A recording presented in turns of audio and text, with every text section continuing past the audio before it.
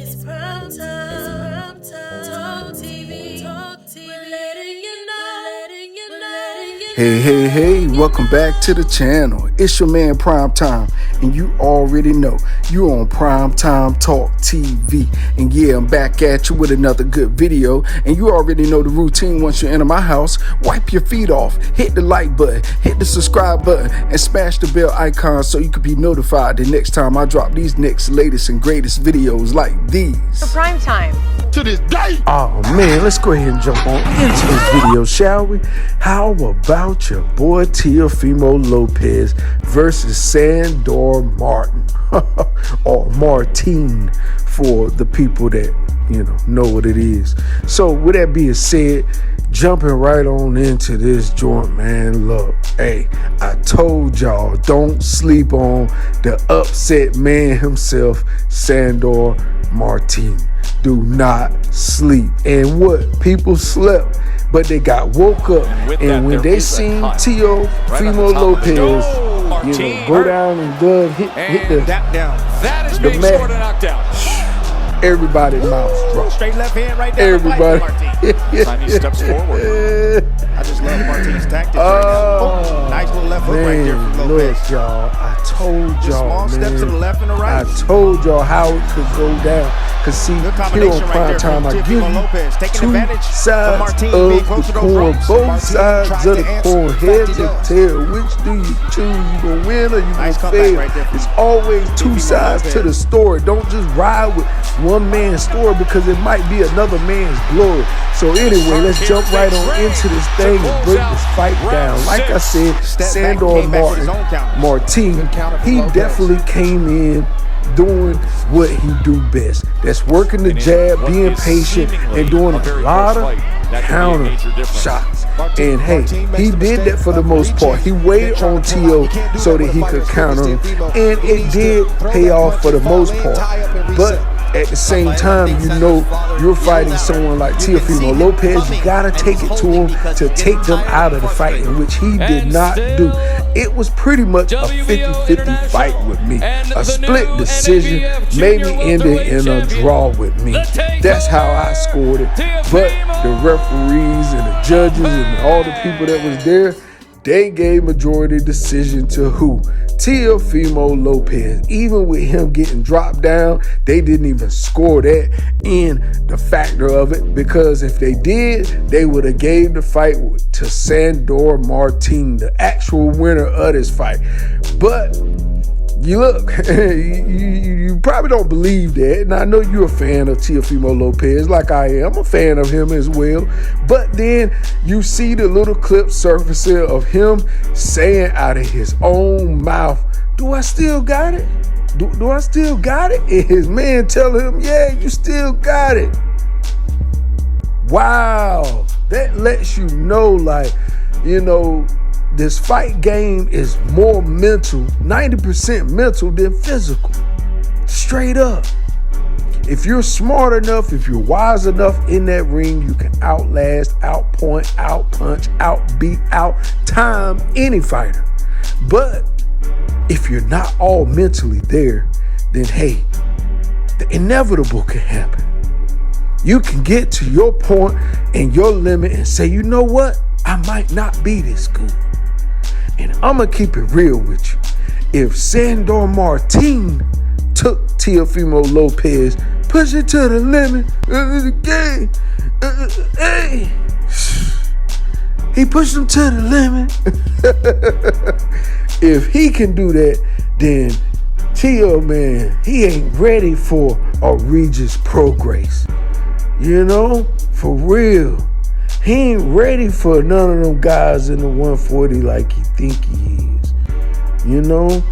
And a lot of people around the boxing community agree with me, unfortunately, is that the father needs to hire a professional trainer and take a back seat to a pro, leading his son on further beyond than what he has. Because if you are not a former undisputed champion in boxing and the sport and all that, how can you train?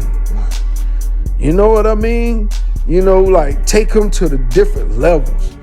You know, maybe everything in the amateurs and everything he's done thus far was good enough to get him there. But maybe to take him a little further, he needs some extra help, some real professional guidance, you know, so that he can adjust his lifestyle to a new level of 140. Maybe the stuff that him and his father did in 130 and 135 don't work for the 140 no more. Maybe it stopped working for 135 because we saw what Kambosos did to him. If you're fragile in the mind, you can be fragile in the ring. You know, and I hate it because, you know, T.O. is a good dude, you know what I mean? A good fighter, good elite boxer.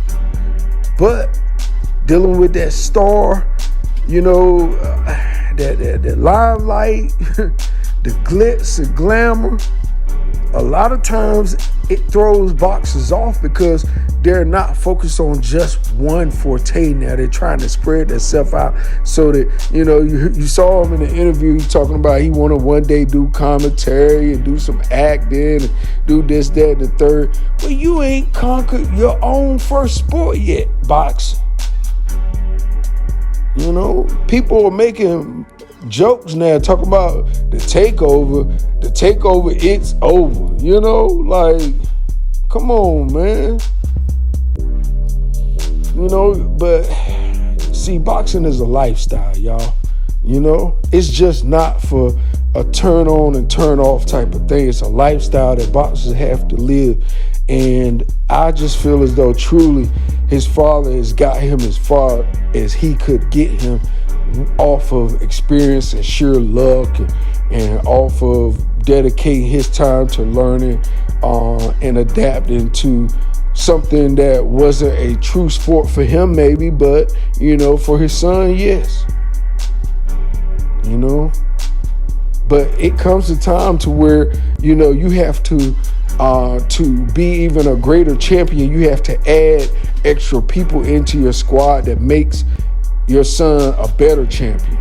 You know, like LeBron, you know, he spends $1 million a year into his body because in order for him to fulfill the goals he's looking to achieve physically and mentally, his body has to be right. So, you know, not to say, you know, Teofimo, your father, have to invest $1 million in his body. But what I'm saying is that maybe hiring the right trainer, the right nutritionist, people in your camp that can make your son get to the next level, to where, you know, hey, maybe you need a little extra oomph, a little extra wisdom in boxing to be able to make your son get over those humps mentally and physically in and out the ring. You know, it ain't so much as outside the ring, it's inside the ring as well. And then sometimes it's not so much as inside the ring, it's outside the ring as well. But whatever bounces is thrown off with T.O., they need to be rectified. And I feel as though he needs professional people around that he respect, so that, you know, he can reflect that in his ringmanship, you know, because his talk game is perfect. You know, he can sell a fight, he can talk the talk, you know, he can even walk the walk. But I feel as though consistency is Teofimo Lopez's only problem within that ring. From that last fight to this fight, you kind of see a decline almost. It was like that last fight, his confidence level was through the roof, and in this fight, his confidence level in fighting a more stiffer opponent, I feel as though it deteriorated a little bit. And that's what I see with Teofimo Lopez. When he's fighting lesser opponents, his confidence is through the roof. But when he's fighting equal name or equally skilled boxer, his confidence kind of disintegrates a little bit. And that's some of the things he needs to work on in order to be the takeover that he's saying, you know, as his moniker, the takeover, his slogan. You know, you can't take anything over without proving it in the boxing world. So, Look, hey, I like Teo for real. I like his father as well, but I just feel as though his father, I think, has got him as far as he can off of just sheer wisdom and his experience. Maybe he needs a little bit more, a former two-time champion or something like that, working with his son, training his son, a former coach or a trainer that has trained other champions to other championships, Buddy McGirt or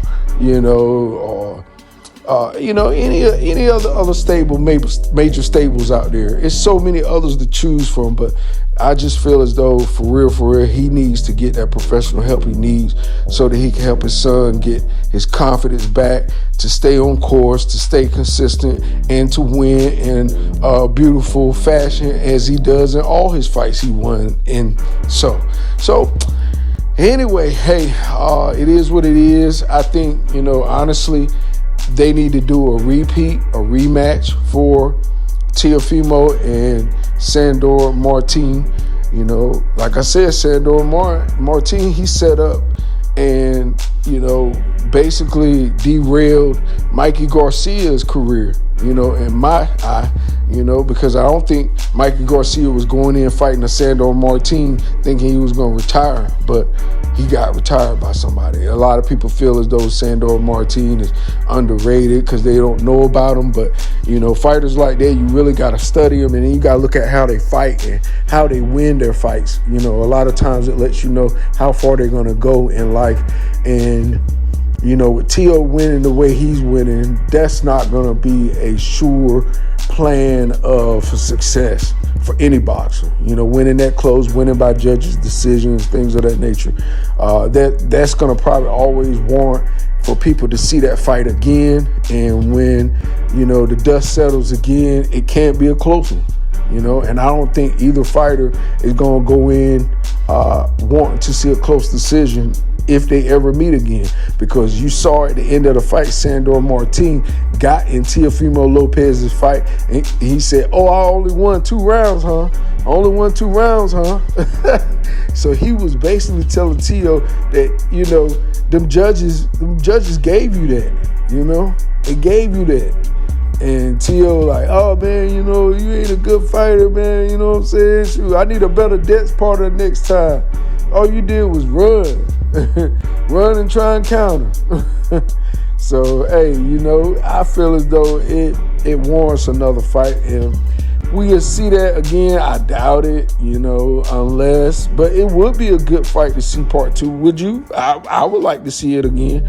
Run it back. Let's get a clear winner so that, it ain't just talk or just feelings about how the judges left this bad taste in our mouth about how this fight ended. So, it is what it is, Hey, I give, credit where credit due. Teofimo Lopez had the better clean shots, better power shots, I feel. But Sandor Martin, he definitely outworked Teo. I think he outpunched and probably outlanded Teo significantly enough to win. But we know how it go. You know what I'm saying? You fighting pretty much on somebody else's turf, on somebody else's time, on somebody else's card. You the co-main, and you ain't even the main man. You gotta beat the man to beat a man. Now, he did get a knockdown, but it don't seem as though that knockdown was reflected in any of the judges' cards, especially the one judge that had it, 97. So, that was just crazy. But, I will say this much. Teofimo, you got a lot of work to do, man, for real. If you're going to coexist in that 140 division, for real. It's not going to be no takeover with that performance right there. I say go back to the gym, work on everything you need to work on, watch film on Sandor Martin, run that joint back. Stop him, show the world who you is, and then move on. But moving on to another fight, I think that would be the wrong sentiment to set as a tone for yourself to say you trying to do a takeover, because skating by with that win right there is not going to be a good look eventually, and a lot of people are going to talk eventually that may or not talking now about how it ended. So I just got to keep it real on this channel, give you both sides of the coin. Now, on the other side of the coin is that, hey, you know, Sandor Martin, did he really do enough to warrant him beating a Teofimo Lopez? You know, even though it wasn't no belt involved, Teofimo Lopez is the imaginary belt, because to take somebody's spot like that, you got to kind of shut up the naysayers, you got to shut up the judges, and you got to make them put their pencils down. Always keeping the score like that, you know, I think Sandor Martin could have brought the fight a little bit more and had better, cleaner power shots, and I think he probably would have skated by with that win. But, you know, it is what it is. He was fighting more than just a man. He was fighting a machine, and he lost to both.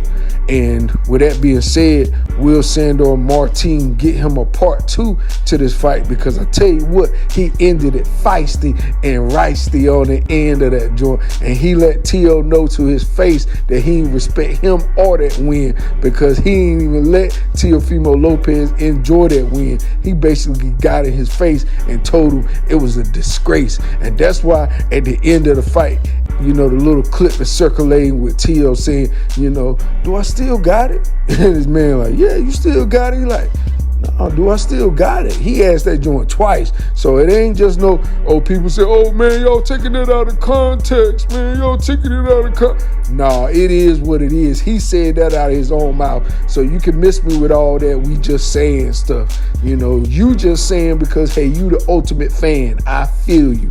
Ain't nothing like having an ultimate fan, and God bless you. God bless America. But I'm going to tell you the real thing, though. The real thing is that Teo lost that fight, y'all. Unfortunately, our boy lost that fight. He didn't really do it right, and he need to run it back so that everybody can get back on track. So with that being said, that's all I got for you in this video. You already know the routine. When you leave my house, hit the like button, hit the subscribe button, smash the bell icon so you can be notified the next time I drop these next latest and greatest videos here on Primetime Talk TV, and I'm on social media everywhere. Definitely go to the website, PrimeTimeTalkTV.com, and copy some merch. All right, y'all, peace, love. I'm out till next time.